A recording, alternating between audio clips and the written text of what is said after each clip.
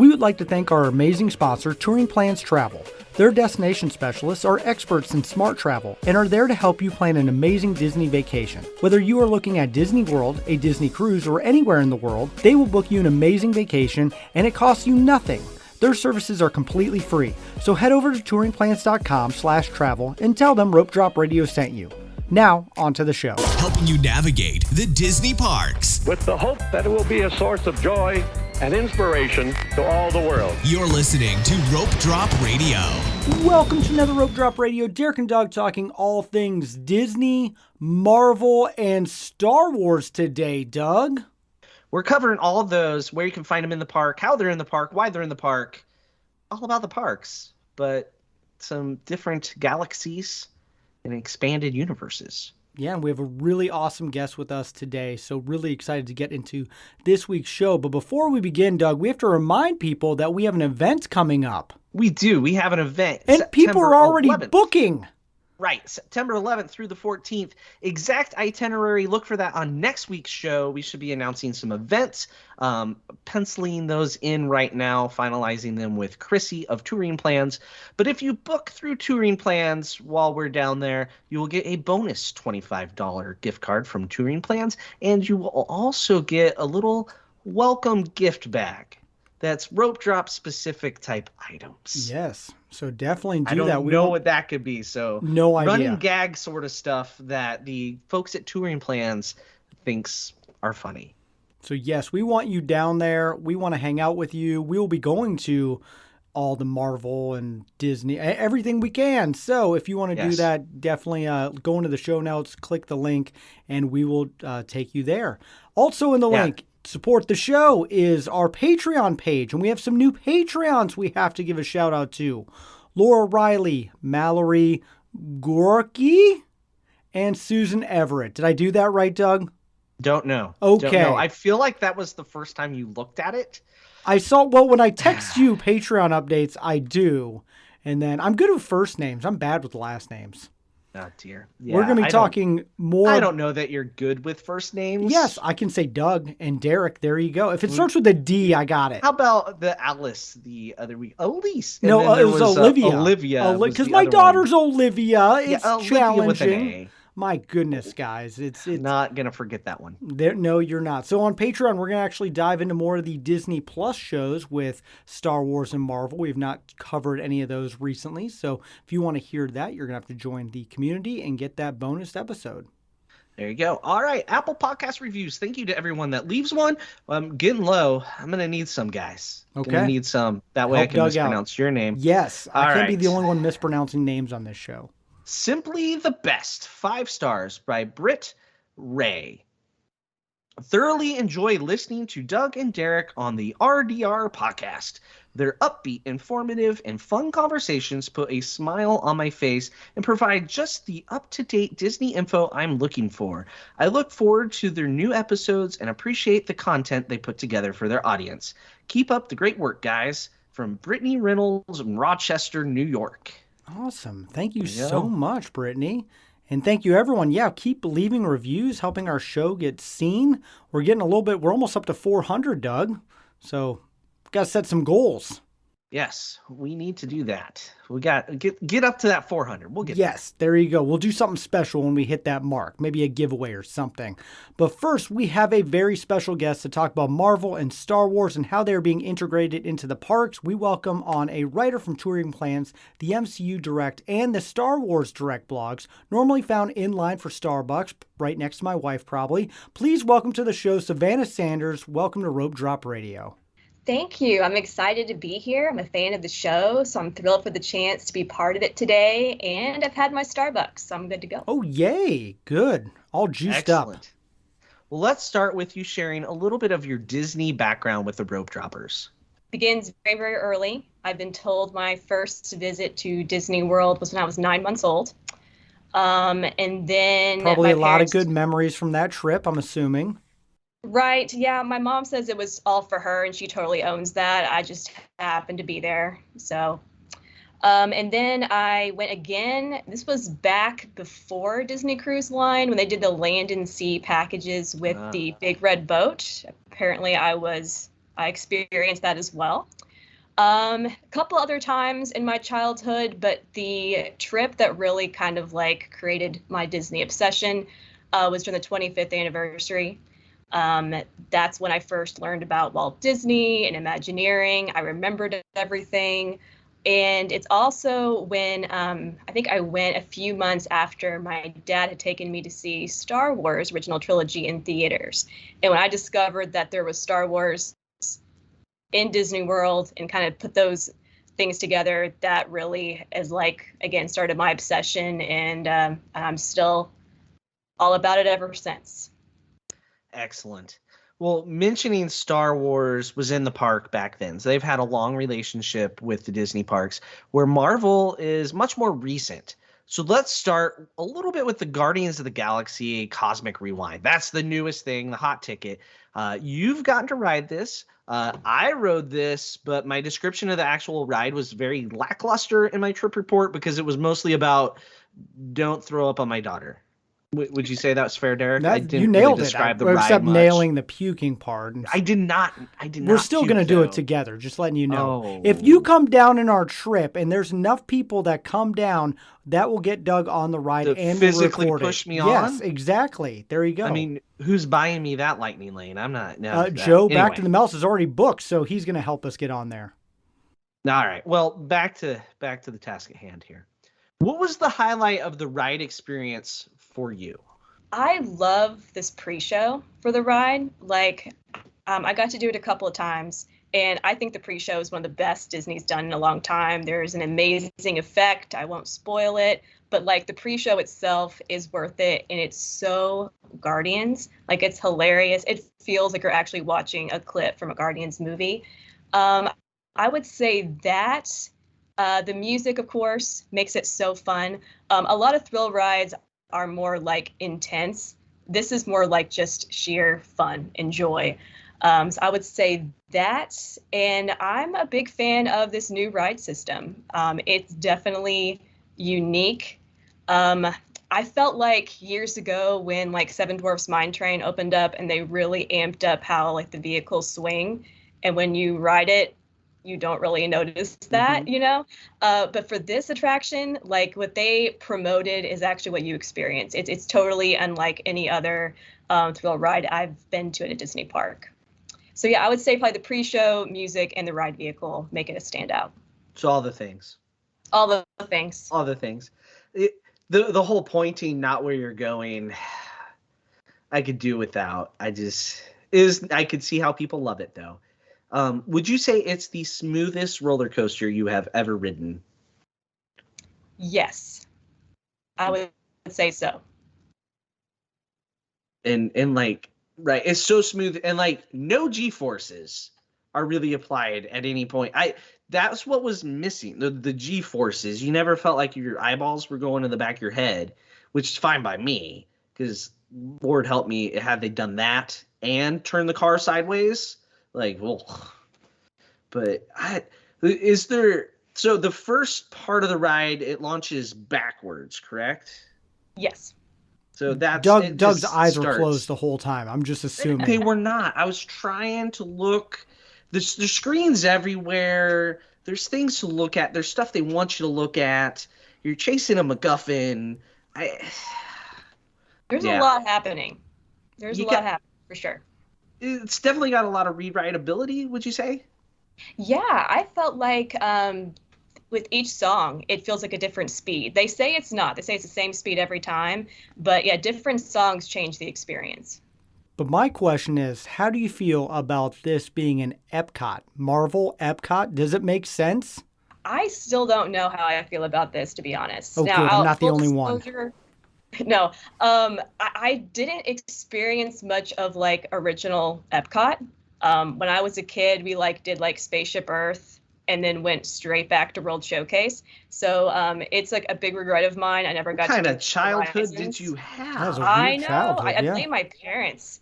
Wow. But, I mean, she still got to go to Epcot as a child. So right, yeah. That's true. That is true.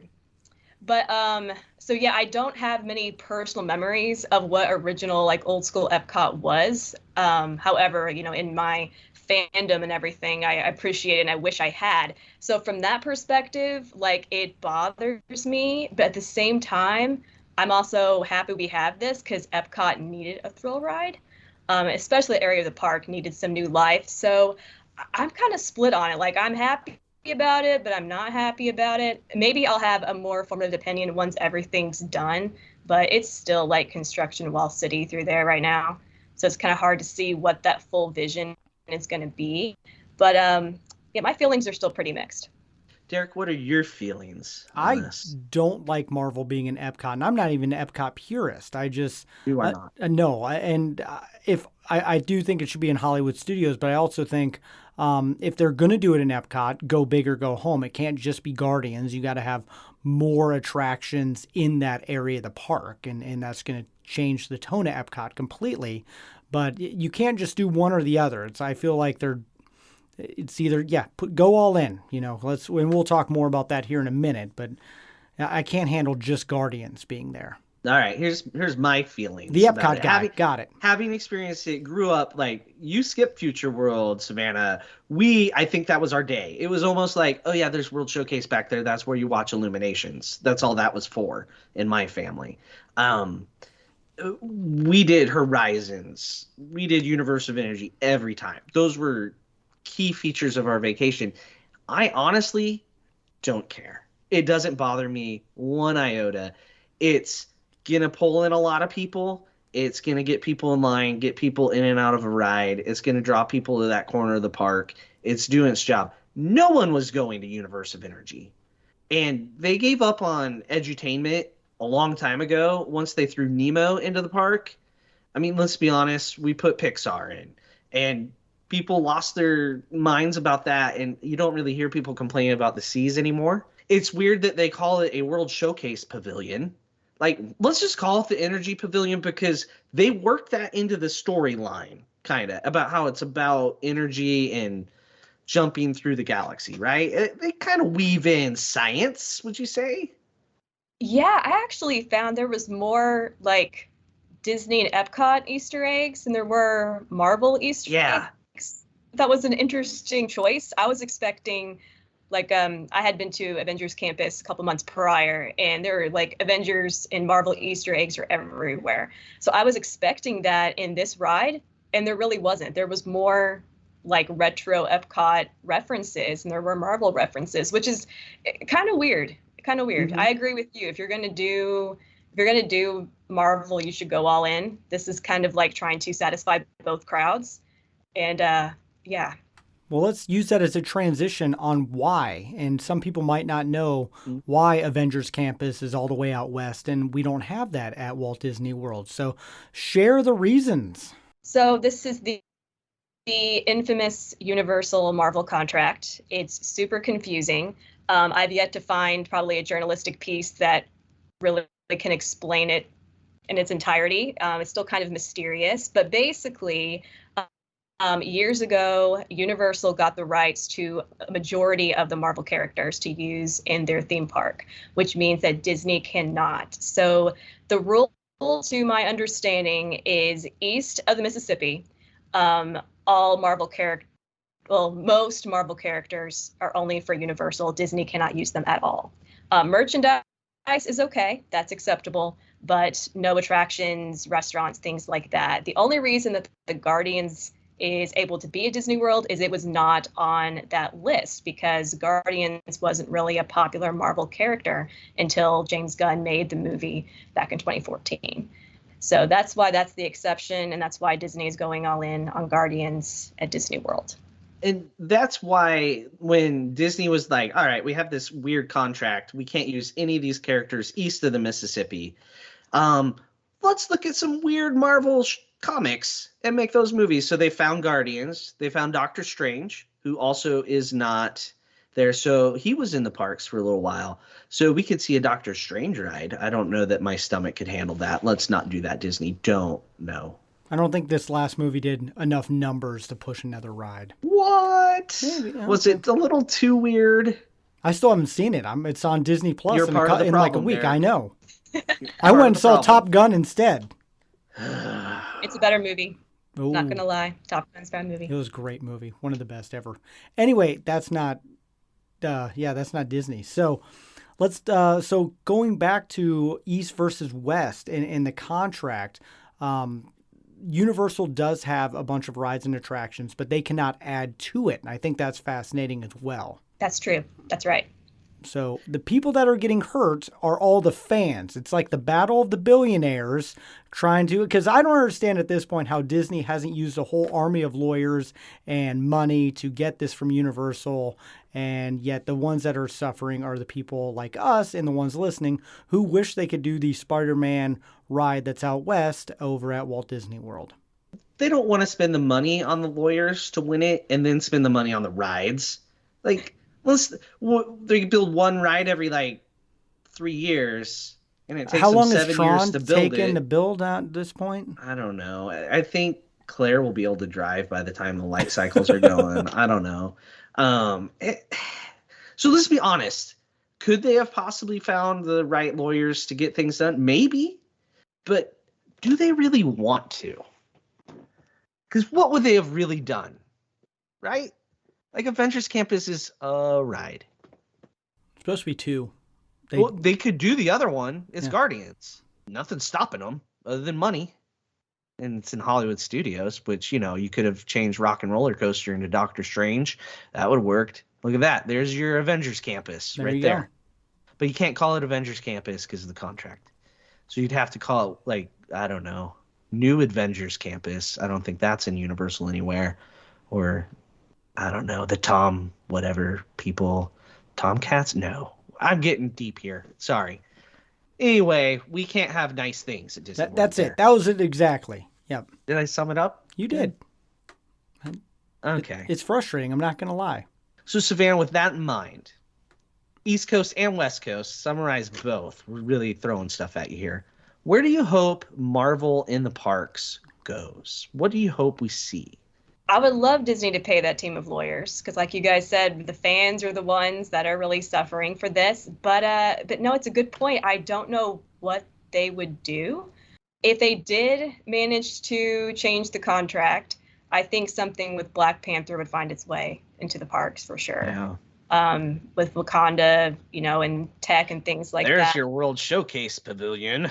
They would do that. There's a Body Wars building that has been vacant for quite a long time that would make a perfect place for that. The only place that Black Panther appears at Universal that's keeping Disney from using them is in a painting in a gift shop.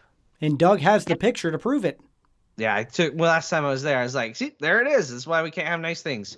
Just on a wall in a gift shop. So Universal was like, nope, because they were going to roll out Black Panther at one point, and Universal was like, no, we have him. Look. But they can't do anything more with him other than that painting. That gift shop will never get remodeled. West Coast wise, where do you hope things go? They just, finish? That would be nice if they would finish, but I don't think that's going to happen for a while. There has been no movement on, I forget what it's even called. I think it was about the Wakanda. Quinjet? Quinjet. I think a Quinjet thing. Wakanda. Yeah, very vague about that to begin with, but yeah, I don't think we're going to see anything there for a while. Yeah, because Wakanda, in that Black Panther, you can remotely drive a car type thing in the movie, right? So they were going to do that. You can sit in a little pod and fly a Quinjet. We won't see it in our lifetime. Or our children's lifetime. I do like how Disneyland and California Adventure are rolling out all the the Marvel characters, especially as shows are coming out. I do appreciate that, and I wish that they could do that more at Walt Disney World as well. 100%, I agree. I think that's the coolest thing, that the day a movie comes out, the day a show comes out, you can immediately go and you can see them there. That has to literally just be a management decision because there's no contract keeping Moon Knight out of not just one Disney Moon World. Knight. You have both of them there. I just blew Mr. my Knight mind. Yes, and Moon Knight. The fact that they're doing that, I'm like, well done, Disneyland. Come bring that over. Yeah, that's just a management thing because there's no way Moon Knight's in a painting at Universal. Unless there's just some guy in a suit. They're like, oh, no, that's him. Totally. All right, someone look that up for us. That's a Google question. Go check all the show. paintings. Yeah. Yeah. All right. So that's where we kind of want them to go. So let's turn our attention to a galaxy far, far away. Because let's be honest, that's what we like here a little more, I think, Derek, isn't it? I've read so many Star Wars books in the last 2 months. It's getting ridiculous. Yes, we've talked plenty about the rides in the park and the offerings in the park and Galaxy's Edge. Like, Rise of the Resistance, my favorite ride. You're not going to win an argument with me otherwise. Millennium Falcon can be your favorite ride with the right crew. So well done. We enjoy both of them. Star Tours is still spectacular because it changes. But let's talk about the most recent change at Disneyland. So if you go on Rise of the Resistance and Star Tours, you notice it's set at a certain time. It is between episodes 8 and 9. Correct? Did I get that right? Yes, you 8 did. and 9. That's yep. high. It's really high to count for me sometimes. So it's pigeonholed right into this slot where it has to, Kylo Ren's still bad. And I mean, spoiler there. And you have Rey and Poe, like those guys. Guess what? Disneyland, they introduced Grogu. Savanna, how do you feel about this? I am thrilled about this. This has taken too long, in my opinion. Way too long. I don't know why they didn't do this earlier. It's timeline. Timeline's ruined. It's ruined for everyone. But the one crowds are understands going the to go timeline. crazy once they get Mando and Grogu in there. And people have been asking for it. I think Mandalorian came out the same year as Galaxy's Edge opened, if I have that right. I think it was 2019. So. Yeah. So people have been asking for it since the very, very beginning. So I'm thrilled they finally caved and are willing to bend the timeline. I like how you used the word caved because I don't think they would have if it wasn't for the amount of fans. You cannot walk into a Disney park, let alone Hollywood Studios, without seeing Grogu. In fact, my 9-year-old has not worn a non-Grogu thing in the last 2 months. So you should wash his clothes. I actually bought him a pack of Grogu socks, and so he just kind of, when it's not Packer football season, that's all he wears. But it just blows my mind how much money that this one character has made, and it's like, why would you not want to get that into every single park, cruise ship, make your own portable dining restaurant and take it around the world? Do whatever you can, because it is just a pure profit making for Disney, and it just blows my mind it's taking this long. How he's not on a Halcyon blows my mind as well. Exactly.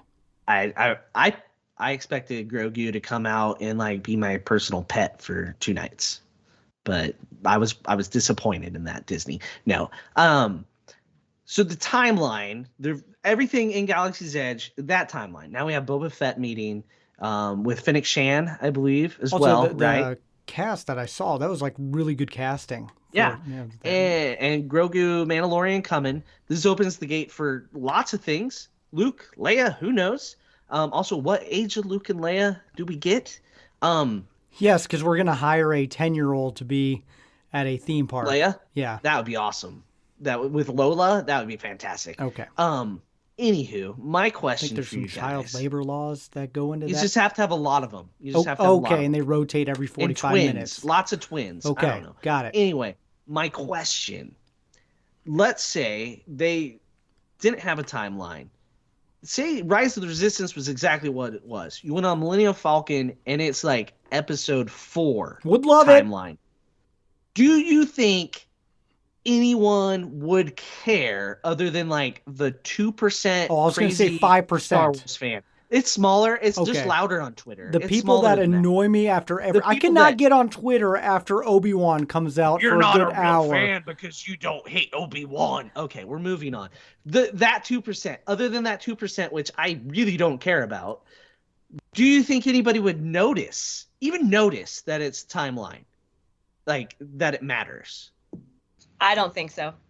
Again, you have 2% of people who would complain, but they would also like it at the same time. Exactly. You have to have meet and greets. I just cannot believe that it's taken them this long. And also the Halcyon, Doug, I realize, that can fit any timeline. Right. The comics already do that for you. You just have to recast everything. Exactly. And put a new story. That's how you make it, when it kind of starts dying down. You go back in a couple of years. The problem is your shore excursion is too bad too. which is in a timeline. So if the timeline disappears on Batu, then it's easier for the Halcyon to, go to the High Republic era, for crying out loud. It is a good book series. Not going to lie. Okay, so you guys don't think anybody would care if there was no timeline in Batu? Blue milk would still taste bad in any time. I would hope it would get better somehow. The fact that it took them this long to get Grogu in, but have not fixed blue milk just blows my mind. It just has to be blueberry. That's all. An actual milk, I think, would help it. A lot of rum. Yeah, that only happens so much. All right. So here's another big question. How do you see Star Wars growing in the parks over the next decade? That's a good question. That's why I wrote it. You did well. You did well, because I don't know at the moment if Lucasfilm quite knows where they're going. Because we're on Disney Plus, but there's talk about them wanting to get away from the original trilogy, and do some new things. Like, I know Taika Waititi's supposed to be writing a Star Wars movie that's set totally away from everything that we know. But at the same time, we're having more Mando, we're having Boba Fett, and we have Obi-Wan Kenobi. So I don't quite know what Lucasfilm has in mind. And then the parks haven't really copied what we've been getting to begin with. Until last week. Until last week, exactly. So yeah, it really could go anywhere at this point. I'm not sure how to predict it. I hope they would keep up with what's popular, like Avengers Campus. Follow the Avengers Campus model. Stay up to date with what fans are actually watching. That's what I would hope they would do. And which I don't know if Disney World will bend the timeline, but if they did, there's a lot of possibilities that open up there, but I don't know when they're going to do that. Well, they have some room for expansion. So yay, not a lot of room, but enough room that they can add at least an attraction. But the one thing I want them to add, for the love of everything, is a character meal. I don't want it to be in timeline. I want characters from all the timelines, like all of them, and just walk around like Sith Lords. The High like Republic, Maul, Vader, Palpatine.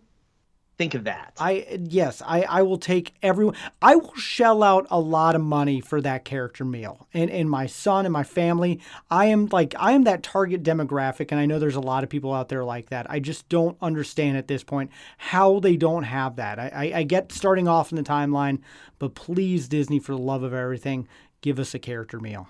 They don't like money. Disney I doesn't guess like money. not, or putting people in costumes. But here we are on the Halcyon. I'm like, oh, we do kind of have a character meal. Why can't they do this in the parks and make just insane amounts of money? It would be like a 3-credit type of dining plan meal, like make Cinderella's Royal Table look like a joke. What's this dining plan you speak of? It's in a galaxy far, far away. It was a long time ago. Never coming back. Different timeline. Yes. Oh, there we go. Where's Loki when you need him? Come prune. Timeline, get us back. I also do hope they add an attraction with the space that they have. What it is, I have no idea. But there's so many timelines with Star Wars. They can definitely do something really cool with it. I want to ride a Tauntaun or something. I don't know. I don't think that's going to happen. I don't think that's going to happen. I love that speeder bike ride they talked about for years. That'd be cool. It would be good. I know people like to complain about how originally they showed a bunch of droids walking, like just moving about the land. And we need more of that, like the droids in the land. We were on the Halcyon where there's only my mind is rooms, Doug, I'm agreeing with you. There's a droid. Yes. It didn't work. No. Like it got mobbed by the children. It couldn't move. By children and young adults named Derek. And Derek. Like, I like Derek. Nope. You just kept trying to put your magic band on its eye. I was trying to figure out. I was like, is this part of the storyline? Do I have to save a droid? Try to do that so I will give them a pass on putting any droids in the parks. Yep, I agree with you now. I disagreed with you until the Halcyon. That's for sure. It's why we can't have nice things. People are why we. I'm one of them. Derek, yeah, he's. Yep. So there's a pass on that, and even in the next decade, there's just no way. We still need more stormtroopers walking around. They don't get as much. We could do that. Lots of stormtroopers. I have another thing. Okay. So V Murata, I really love the book that she's in. I love that she's in the park. I also love the video game, the VR video game for Batu.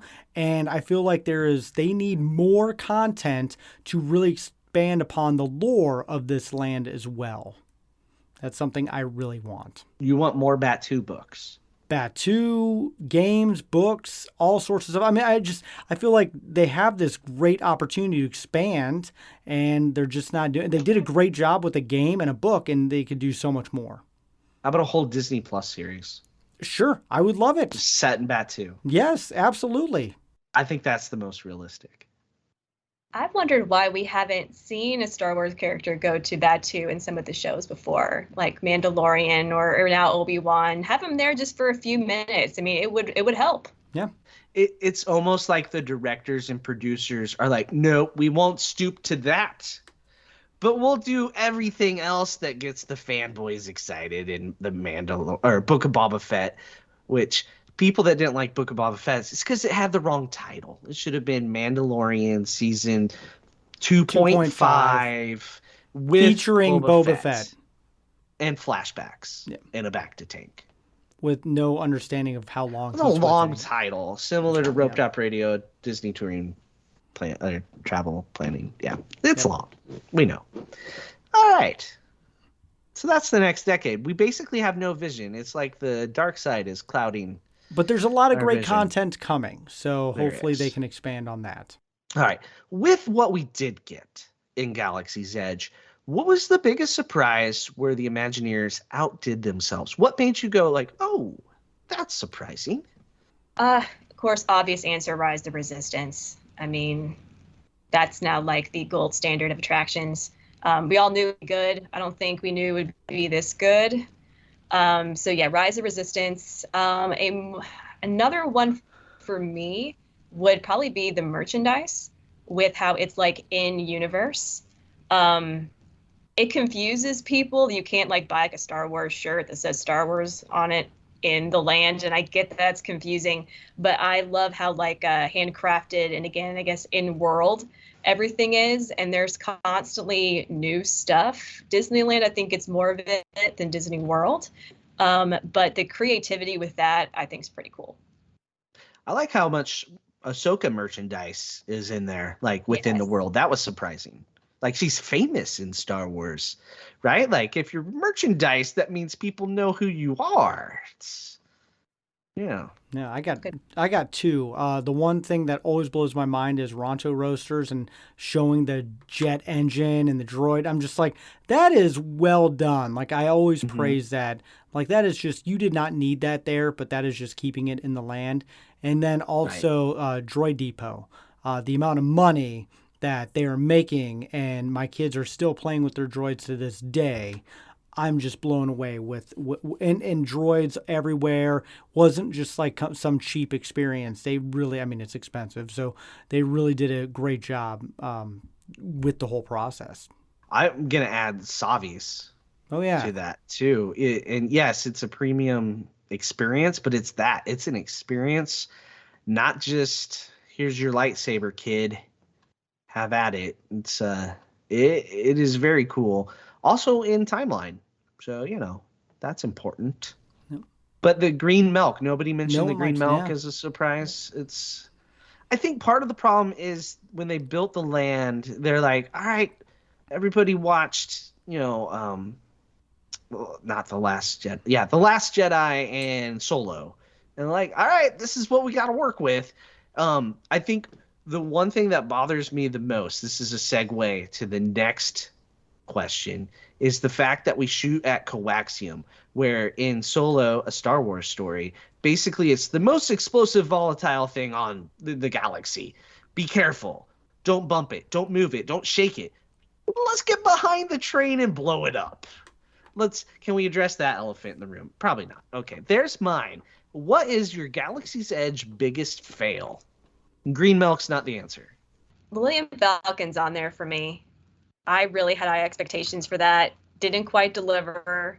Again, if you have the right group with you in the cockpit, you can really make it fun.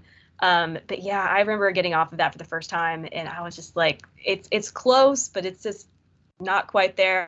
I think the queue actually is why I usually go ride that ride more than actually the ride itself. And then I would probably say having an unknown planet. I like that they kind of built the lore around Batu, but I think if we had a more a well-known planet, I think it would have done a lot better. I think it would help with the timeline issues. I think it would help with, I mean, of course, Disney built this wanting to kind of copy Harry Potter. And when you go to Universal, you are walking in things you've seen on the screen. And I feel like that is just like a bit of the magic that's missing at Galaxy's Edge. It's better now that it's familiar, and again that there is lore around it. But to begin with, that was a fail for me. That makes sense. Yeah. Other than the Millennium Falcon thing, I love Millennium Falcon. Still love that ride. Have you done Chewbacca mode?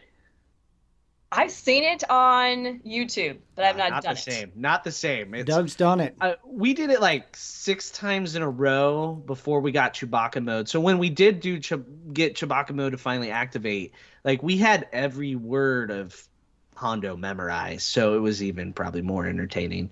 But yeah, Chewbacca mode, the right crew. Watching my redheaded Irish twins battle in the cockpit and yell at each other. Gold. Highlight, core memory right there. So, Derek, what's your biggest fails of Galaxy's Edge? I did say dining. Character dining still blows my mind that we don't have that. The other thing is no show. Like some sort of, I know even they do the little Spider-Man show. What are you talking about? They walk out of a ship and they stand there for 2 seconds and then they walk off. That's a show. That is not what it, like when that land was built, I thought they were going to have some sort of stunt type show. So going back to Derek and Hollywood Studios and my weird love for stunt shows, I think they should have some sort of show that is maybe couple times during the day. V can be in it, Chewbacca, Rey. You get exactly what we have on the Halcyon. There's characters interacting, and you just put that in Hollywood Studios a couple times. I don't understand why they don't do that. You know they made that stage so that there could be a show there. Oh, absolutely. They didn't make it literally for characters to walk off of. Yep. That's all it is stairs. It's a very expensive set of stairs. Well, and even when you and I were there, we saw V Murata like up in the little tower area, and I'm like, oh, I didn't even know characters could be up there. And I'm like, oh, so they could like expand this show to be really big. Yeah, but they don't. No, I just don't understand. They did for the meet event when they opened it. Yeah, they had a show like up on like the walkways up there, and I was shocked that we never saw it again. They also had flying X-wings. One time it flew over. Side note, like it was like the helicopter pilot just says, this is a dumb idea. As someone who flies drones for a living, I'm like, I kind of understand that. Yep. But like, we know they're capable. They're just choosing not to. It's busy enough, right? Mm-hmm. Whether they fly X-Wings around is not going to bring 1 or 2 more people through the gate, probably. You're saving money by not, piloting. At the end of the day, it's a business, and they can't spend that character dining money they're not making, so I guess that's where. Like, why is there no character in Oga's? Like one character behind the bar or at the bar? That has always bugged me. Yeah, you get Rex, but just put like one costume. The bartenders are all characters, Derek. They're all. I'm well aware, but like a Twi'lek. Why is there not just a Twi'lek sitting at the bar behind the bars? Like, could just be sitting there telling stories. I don't. I can tell you why there's not a female Twi'lek sitting behind the bar, because people are creepy and can't be trusted. Okay. Yep. Yeah. People suck. That ruins it. They ruin everything. Yeah. So, anyway, on that note. So anything else, any little last things about Star Wars, Marvel, and the Disney parks, other than I'm glad they're there and I enjoy them thoroughly? Derek, I think it's time for the lightning round. All right, Savanna, you have survived thus far of Rope Drop Radio, so now it's time for the lightning round, where the scores matter, but they are made up and they don't really count. This is where you answer with your favorite Disney, Pixar, Marvel, Star Wars, whatever you need to do. Are you ready? I'm ready. Favorite movie? Beauty and the Beast. Animated. Ooh, glad Excellent. I like the specific. clarification. Yes. I didn't have to follow up. I appreciate that. I needed to do it for myself. Not the Emma Watson fan. That no. Okay. Favorite character. Be Belle. Oh, staying. Got a theme going. All right. Yes. Let's see if we continue the trend. Favorite villain. Deep cut Prince John from Robin Hood. That is a deep cut. You're not wrong. Favorite Disney song. Probably How Far I'll Go from Moana. That's a great song. Yeah, I'll give you that. Correct. There's a lot of points with that answer. All right. Favorite Disney park. Hollywood Studios. Oh, that's an excellent answer makes too. Sense. I mean, it's where Galaxy's Edge is. So all the blue milk you can drink if you have a credit card. All right. Favorite classic attraction you define classic. Probably Peter Pan's Flight. Going with the real classic there. Vintage. Do you prefer one for the other, one coast or the other coast, or? Nostalgia-wise, Disney Worlds, but Disneyland I think is a little bit better. Okay. Favorite modern attraction you define modern. This is controversial because it should be Rise of the Resistance, but for me, it's gonna be Flight of Passage. Okay. Well, yeah. I don't know about this. Now she's got to start the Avatar blog with the new Avatar movie coming out. Right? You gotta. It comes out every 13 direct. years. Lots of content every 13 years. But there's like 75 movies coming. So that we know, yeah, sure. Sometime. We'll see. At some point. I watched a YouTube video break down the trailer, and they're talking about like the characters from the first movie and all this stuff. I'm like, oh yeah, there were characters in that. I've totally forgot their names. My kids weren't even born them. like when that movie came out. Yeah, my kids weren't old enough to go to a theater or keep 3D glasses but on their face. We're seeing Avatar 2 together, right, Doug? Sure. Okay, we'll put that in there. Yeah. Yep. All right. Favorite Disney resort? Wilderness Lodge. What do you like about Wilderness Lodge in particular, if we can go a second level here?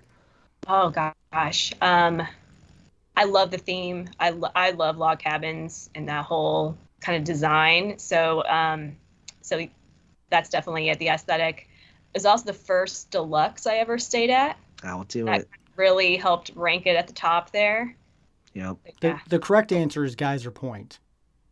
Oh, I love Geyser Point. Yes. That's a good one. Yeah.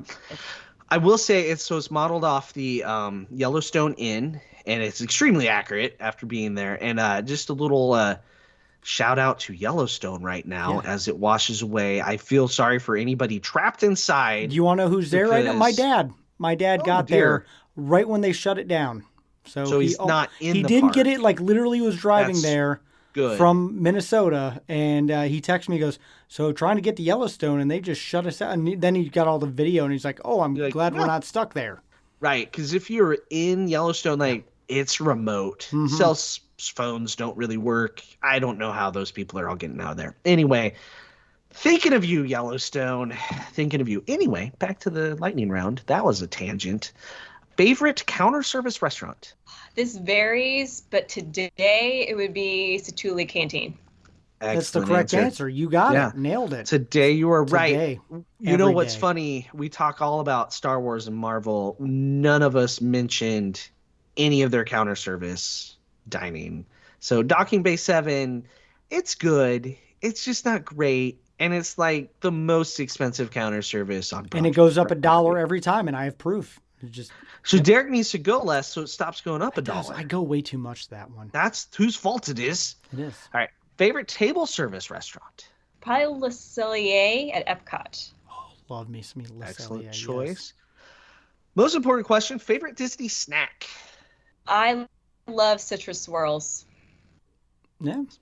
Almost. Or the Dole Whip. There you go. Yeah. She saved herself. All right. Favorite Disney drink? Starbucks. Okay. There you go. Yep. It's You and my wife every time we go to the parks. All right.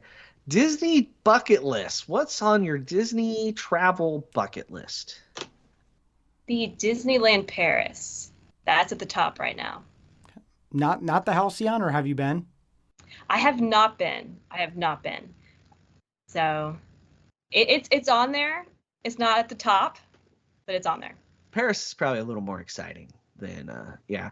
Plus now you got the Marvel Hotel, which is open and looks fantastic. They did a very nice job with that. So all right, Derek, that concludes the lightning round. Well, thank you so much for being on the show. Take a minute and tell the rope droppers where they can find you. You can find me on Twitter at Disney Park Savvy. I'm also writing things for the TouringPlans blog, and again, the MCU Direct and Star Wars Direct. Yeah, great stuff, and love it. We'll definitely share a link on our show notes and as well on our social media this week. But we need to get to the Patreon so we can talk more about the Disney Plus Marvel and Star Wars shows. Doug, we haven't done a review in quite a long time, and we're due to talk about all the, especially with Obi-Wan out and all the shows. A lot of things. So if you want to hear that content, you're going to have to go in the show notes. Please help support the show. And thank you to all of our Patreons who do support us as well. And then a big shout out to Touring Plans Travel for being our sponsor. If you want to take an amazing vacation to anywhere, and including Disney and Disney World, check out all the Star Wars and all the stuff we talked about today. You're going to have to go to touringplans.com/travel, and you can find us in a link of where you heard it from, Rope Drop Radio. So that is it. So for Savanna and Doug, I'm Derek. You've been listening to Rope Drop Radio.